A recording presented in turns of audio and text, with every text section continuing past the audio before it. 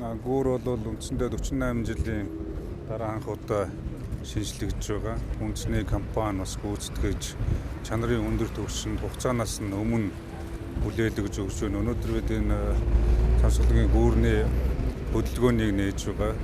Тэгээд маргаашнаас эхлээд энэ нөгөө одоо урсгалын засвар ороод тэгээд ойрын хугацаанд бас одоо гүүрэн засч дөрвөн ивнэ ийм одоо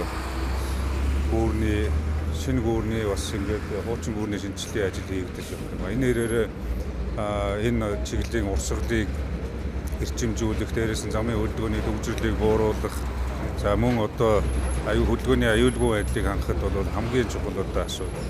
Өмнө нь бол бас энд аваар осол гарч автобус нийтийн тээвэр унах хүртэл ийм эрсдэлд орж исэн бол энэ гүүр өнөөдөр ингээд эрсдэлгүй бүх одоо шаардлага хангасан ийм зам гүүрийн нийтдээ 248 метрийн урттай ийм гүүр одоо ашиглалтанд орж байна.